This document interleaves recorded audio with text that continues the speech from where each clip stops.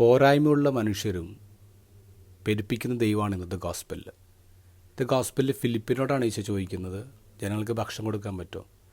ഫിലിപ്പിനോട് ഈശോ ചോദിച്ചത് ഫിലിപ്പ് ആ നാട്ടുകാരനായതുകൊണ്ടാണ്. ഫിലിപ്പിന് ആ നാട്ടുകാരെ അറിയാം, അവിടുത്തെ സ്ഥലം അറിയാം.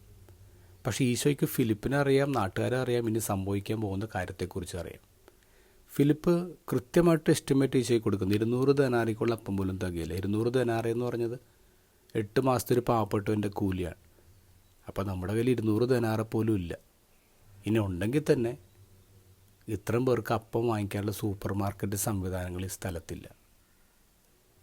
നന്നായിട്ട് ഫിലിപ്പ് കാൽക്കുലേറ്റ് ചെയ്യുന്നുണ്ട്, ബട്ട് ഈ കാൽക്കുലേറ്റഡ് വിത്തൗട്ട് ക്രൈസ്റ്റ്. ഇനി ആൻഡ്രൂസിനെ നോക്കിയേ.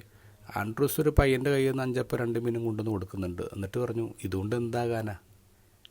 അവിടെയും പോരായ്മയാണ് ആൻഡ്രൂസ് പറയുന്നത്. ഈശോന് വേണമെങ്കിൽ അവരോട് ഇങ്ങനെ റെസ്പോണ്ട് ചെയ്യായിരുന്നു. ഫിലിപ്പിനോട് പറയായിരുന്നു, ഫിലിപ്പേ 200 ദനാറ് നമ്മുടെ കയ്യിലില്ല, ഒരു കാര്യം ചെയ്യും, നമുക്കൊരു ക്രൗഡ് ഫണ്ടിങ് നടത്തിയാലോ, ഒന്നീ ഒരു ബക്കറ്റായിട്ട് അങ്ങോട്ട് ഇറങ്ങി എല്ലായിടത്തും പൈസ ഉണ്ടാവും, പിരിപ്പിക്കുക. ഈശോ അങ്ങനെ പറഞ്ഞില്ല. ഇനി ആൻഡ്രൂവിനോട് ഇങ്ങനെ പറയാമായിരുന്നു, ആൻഡ്രൂസ് നീ ശരിക്കും നോക്കിയോ, ആ പയ്യൻ്റെ കയ്യിൽ മാത്രം അപ്പം ഉള്ളൂ? ഇല്ലെന്ന്, ഇത്രയും ദൂരത്തേക്ക് യാത്ര ചെയ്യുമ്പോൾ എല്ലാവരുടെയും കയ്യിൽ എന്തെങ്കിലുമൊക്കെ കാണും, നീ ഒന്നും കൂടി ചെന്ന് അന്വേഷിച്ച് എല്ലാവരുടെയും കയ്യിൽ നിന്ന് അപ്പം കളക്ട് ചെയ്തേ. ഈശോ അതും പറഞ്ഞില്ല.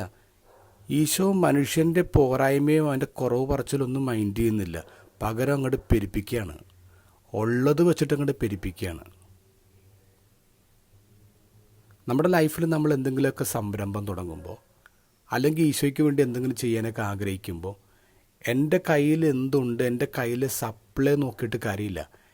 എൻ്റെ കയ്യിലുള്ളതിൻ്റെ മേൽ ദൈവത്തിൻ്റെ കൈ ഉണ്ടോ നോക്കുക. എന്നിട്ട് ധൈര്യമായിട്ട് വിളമ്പുക. 12 കൊട്ടയല്ല, അതിനപ്പുറം ബാക്കി വരും.